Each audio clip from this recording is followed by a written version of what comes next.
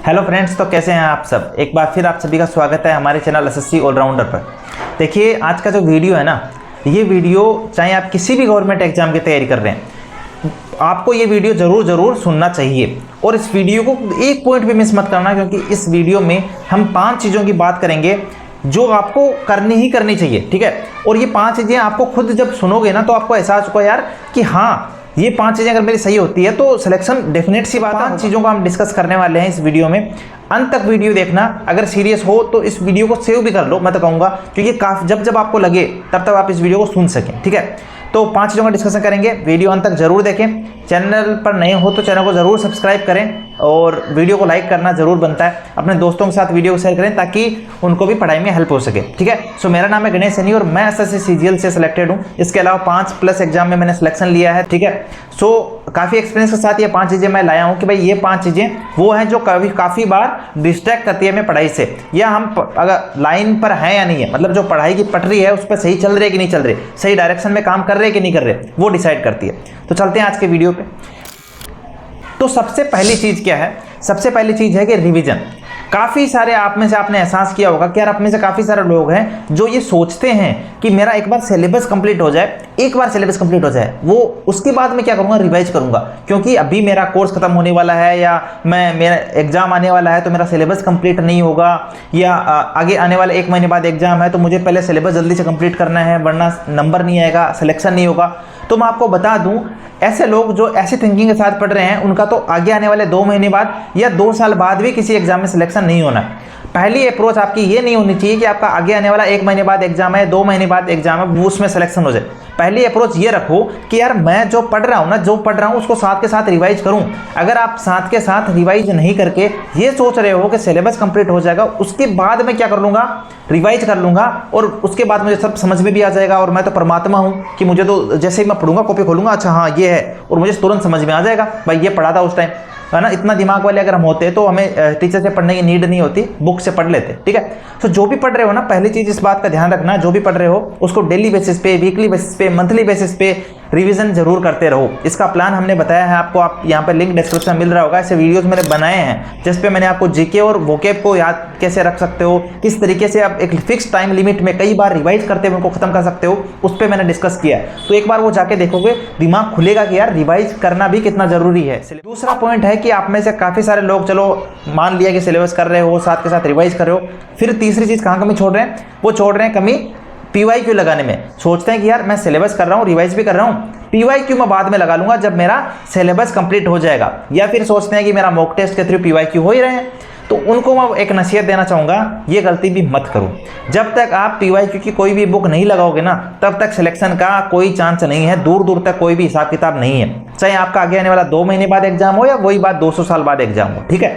तो ये जरूर ध्यान रखो कि आपको सिलेक्शन अगर 1 अटेम्प्ट में लेना है, 1 साल में लेना है, 6 महीने में लेना है, उसकी इंपॉर्टेंस पहला नंबर पॉइंट वाला तो था ही था, प्लस दूसरा नंबर पॉइंट ये भी है कि आप जो भी पढ़ रहे हो ना, उस जैसे मान लो टॉपिक कंप्लीट हुआ आपका मैथ में परसेंटेज, अब परसेंटेज जैसे ही कंप्लीट हुआ उसके बाद उसके सारे PYQ लगाओ, फिर प्रॉफिट एंड लॉस कंप्लीट हो गया तो प्रॉफिट एंड लॉस के PYQ लगाओ, प्लस परसेंटेज के 5-5, 10-10 क्वेश्चन। इस तरीके से जैसे जैसे आगे बढ़ते जाओ, मिक्स प्रैक्टिस करते जाओ। इसी तरीके से बाकी सब्जेक्ट में भी PYQ आपको साथ के साथ करते रहना है, कभी भी पीछे मत छोड़ना, कभी भी ये मत सोचना कि सिलेबस कंप्लीट हो जाए उसके बाद PYQ कर लूँगा, ठीक है। 2 चीज़, पहले हमने रिविजन की बात की, फिर मैं आपको PYQ के बारे में बता रहा हूँ। तीसरी चीज़, आप में से काफ़ी लोग चलो सिलेबस कंप्लीट कर रहे हैं, रिवाइज भी कर रहे हैं, PYQ भी लगा रहे हैं, बट क्या सोचते हैं कि सर मैं जो अपना मॉक टेस्ट है ना, वो मॉक टेस्ट में लगाऊंगा सिलेबस होने के बाद, सिलेबस हो जाए उसके बाद मैं क्या कर लूँगा, मॉक टेस्ट लगा लूँगा और मेरा सिलेक्शन हो जाएगा। तो आपको ये बता दूँ, ये गलती भी मत करना।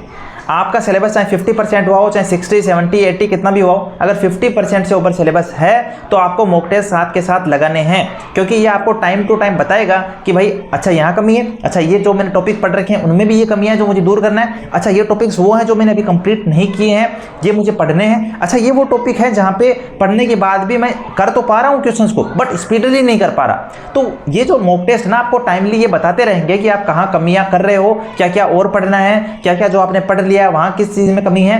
तो मॉक टेस्ट तो आपको देना है, देते ही रहना है। हर वीक में कम से कम 2 मॉक टेस्ट। अगर आपका सिलेबस 50% से अबव हुआ है और अगर पूरा सिलेबस हो चुका है तो आपको अल्टरनेट डेज पे कम से कम मॉक देना है। अगर आप पर डे भी मॉक देना चाहते हो तो दे सकते हो। प्रीवियस ईयर के इतने सारे मॉक अवेलेबल हैं जो कि अगर आप करते हो डेली बेसिस पे तो डेफिनेट सी बात आपको हेल्प करेंगे। तो पहली चीज हमने रिवीजन की बात की, फिर पीवाईक्यू की बात की, मॉक टेस्ट की बात की। अब आते हैं चौथे टॉपिक पे। देखो, आप में से काफी सारे लोगों को ये भी डिस्ट्रैक्शन रहता है कि पढ़ तो रहा हूं बट पता नहीं है कि कैसे पढ़ना है। कभी कोई सब्जेक्ट छूट जा रही है, कभी है ना हम कह सकते हैं अनऑर्गेनाइज्ड तैयारी जिसे कहते हैं कि चलो अच्छा आज मैं 10 बजे लाइब्रेरी पहुंचा तो मैंने 1 घंटा मैथ पढ़ ली, ठीक है। मैं कल 11 बजे पहुंचा तो फिर 2 घंटा मैथ पढ़ ली, फिर इंग्लिश पढ़ ली और फिर बाकी 2 सब्जेक्ट छूट गए। फिर मैं तीसरे दिन जो है सुबह जल्दी पहुंच गया था तो मैंने मैथ को ज्यादा टाइम दे दिया, रीजनिंग कर ली, 2 सब्जेक्ट वो छूट गए। पता नहीं इस तरीके की अनऑर्गेनाइज्ड स्टडी से आप कैसे सोच लेते हो कि आपका सिलेक्शन होगा। देखो भाई, एक ऑर्गेनाइज स्टडी बहुत ज्यादा जरूरी है। मैंने सिलेक्शन लिया है, मैं जानता हूं कि ऑर्गेनाइज स्टडी हर सब्जेक्ट को हर दिन किस तरीके से किया जाता है, उसका क्या फायदा मिलता है, क्या कॉन्फिडेंस आता है, उससे ही सिलेक्शन होता है। तो आपको पहले तो टाइम फिक्स करना है कि भाई मैं लाइब्रेरी जा रहा हूं तो 9 बजे जा रहा हूं तो 9 बजे जाऊंगा, 10 बजे जा रहा हूं तो 10 बजे जाऊंगा। अपने अकॉर्डिंग एक टाइम फिक्स करो कि मुझे 9 जाना है, 8 जाना है, 10 जाना है।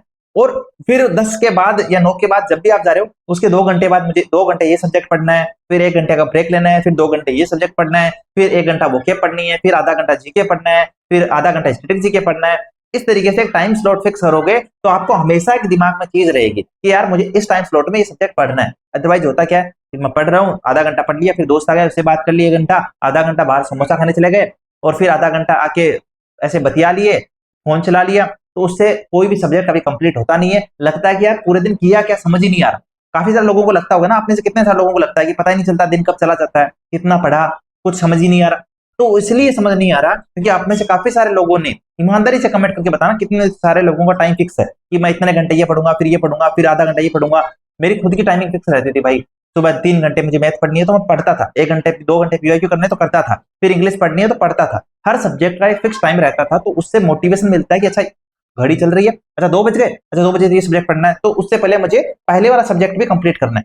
तो ये मोटिवेशन देता है पढ़ने का टाइमली। और फ्री टाइम स्पेयर टाइम नहीं देता तो हमें ये सोचने का टाइम नहीं मिलता कि यार सिलेक्शन नहीं होगा तो क्या, एंग्जाइटी, ओवर थिंकिंग, ये वो, ठीक है, घर वालों या बाहर वाले रिश्तेदारों की बात सोच के परेशान होने का टाइम नहीं मिलता। क्योंकि हमें पता है कि यार इस टाइम में मेरा ये टाइम है पढ़ने का, ये सब्जेक्ट पढ़ने का। तो एक तो टाइम फिक्स। उसके बाद देखो स्टडी विद टाइमर, ये क्या है, ये पॉइंट ये है कि भाई जब मैं पढ़ रहा हूँ, लाइक मैं मैथ्स के क्वेश्चन सोल्व कर रहा हूँ तो एक तो मैं 50 क्वेश्चन सोल्व कर रहा हूँ, उसको मैं 3 घंटे भी दे सकता हूँ और उन्हीं 50 क्वेश्चन को मैं 1 घंटे में भी कर सकता हूँ। कैसे भाई, 1.5 घंटे में भी कर सकता हूँ। कैसे?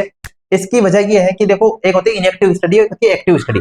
अगर आप टाइमर लगा के रखोगे कि ये 50 क्वेश्चन मुझे 60 या 70 या 80 मिनट में करने हैं, पूरी कोशिश करोगे कि आप अपना पूरा दिमाग पूरा वहीं रखो, 100% कंसंट्रेशन के साथ पढ़ो, तो उससे क्या होगा कि आपको एक, कहते हैं ना, प्रैक्टिकल एक इफेक्टिव स्टडी वो होगी आपकी। और वो वैसे ही होगी अगर आप अपना टाइमर लगा के पढ़ोगे कि हाँ अच्छा 50 क्वेश्चन है, 80 मिनट में करने हैं, तो मुझे जो जो आ रहे हैं मैं जल्दी जल्दी कर लेता हूँ, फिर जो नहीं आ रहे हैं उसको मैं लास्ट के 20 मिनट में देख लूंगा और फिर मेरे 50 क्वेश्चन कंप्लीट हो जाएंगे। और उन्हीं 50 क्वेश्चन को आप करके देख लेना बुक से या कहीं से भी, मैं कहीं की भी बात कर रहा हूँ, किसी भी सोर्स की बात कर रहा हूँ। आप उसी क्वेश्चन को 2 घंटे 3 घंटे भी दे सकते हो।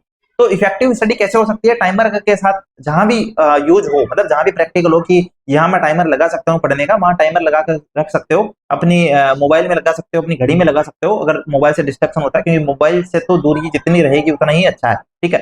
लाइब्रेरी में जाओ तो साइलेंट करके रख दिया करो ड्रॉअर में और पढ़ाई किया करो, ठीक है। फोन आएगा, कोई इंपॉर्टेंट कॉल नहीं आ रहे आपके, ठीक है, कोई भी इंपॉर्टेंट कॉल ऐसा नहीं आएगा, और आएगा तो शाम को बात कर लेना जब भी फ्री टाइम आप रखते हो उस टाइम में, ठीक है। तो ये कुछ 5 पॉइंट थे मेरी तरफ से आपके लिए, सजेशंस थी। ये वीडियो मैं सच दोबारा बता रहा हूँ, ये 5 पॉइंट को आप चाहे सुनने में हल्के में ले रहे हो, बट ये काफी बड़ा गैप क्रिएट करते हैं पढ़ाई में। तो आपको फिर से मैं रिक्वेस्ट करूंगा अपने दोस्तों के साथ, या जिनको भी आप सोचते हो ना कि भाई यार इसका सिलेक्शन होना चाहिए, उसके साथ जरूर शेयर करें, वीडियो को लाइक करें अगर वीडियो अच्छा लगा हो, और चैनल को सब्सक्राइब जरूर कर लें, क्योंकि इस चैनल पर आपको बहुत यूजफुल वीडियोस आते रहते हैं। जॉब प्रोफाइल या जितने भी स्ट्रेटेजी वीडियोस है, चैलेंज वीडियोस है, टारगेट वीडियोस है, आते रहते हैं। चैनल को सब्सक्राइब जरूर करके रखें, क्योंकि ऐसी जेन्युइन गाइडेंस शायद आपको और कहीं नहीं मिलेगी। एडिटिंग नहीं है, एकदम जेन्युइनिटी है इस चैनल पर। तो मिलते हैं नेक्स्ट वीडियो के साथ जल्दी। आई होप कि वीडियो अच्छा लगा हो। थम्स अप जरूर करना, कमेंट करके बताना वीडियो कैसा लगा, और इनमें से कौन से पॉइंट्स हैं जहां पे आप लैग कर रहे थे, जिसकी वजह से आपको लगता था कि यार पढ़ाई नहीं हो पा रही, ये सिलेक्शन नहीं हो पाएगा। 5 कमियां दूर करना, वीडियो को सेव रखना और टाइम टाइम पे सुनते रहना, ताकि कभी भी जब लगे कि यार मैं पढ़ाई से समझ नहीं आ रहा क्या कर रहा हूं, तब ये सुन ले। Bye bye.